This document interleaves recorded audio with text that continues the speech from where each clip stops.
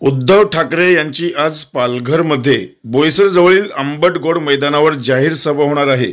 महाविकास आघाडीच्या शिवसेना उद्धव बाळासाहेब ठाकरे गटाच्या पालघर लोकसभेच्या उमेदवार भारती कांबडी यांच्या प्रचारासाठी संध्याकाळी 4 वाजता जाहीर सभा होणार आहे।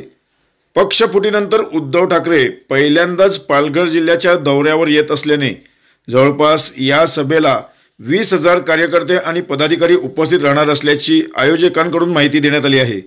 सभेनंतर उद्धव ठाकरे बोईसर ते बांद्रे असं लोकलने प्रवास करणार असल्याची देखील माहिती आयोजकांनी दिली आहे।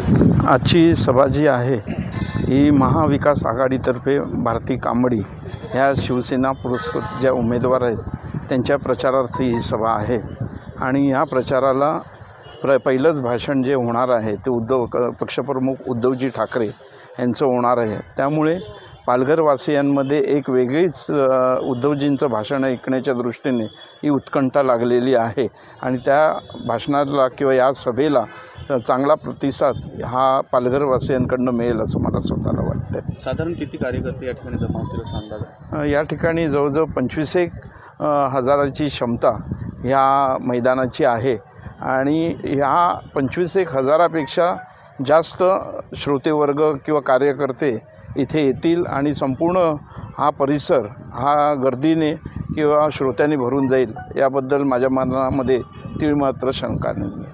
हा बॅनर लावलेला आहे त्याच्याखाली थेट स्लोगन जे आहे ते वाढवण बंदरा विरोधात आहे। येत्या काळात जो निवडणुकीचा मुद्दा आहे तो शिवसेनेसाठी वाढवण बंदर हा असेल का?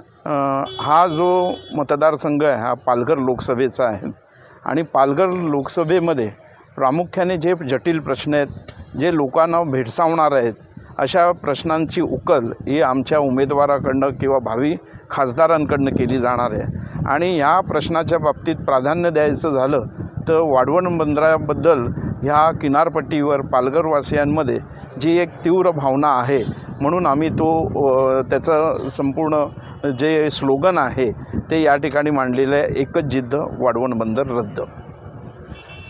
आपला जिल्हा पालघर जिल्ह्यातील घडामोडी पाहण्याकरिता पालघर न्यूज नेटवर्क हे चॅनल जरूर पहा।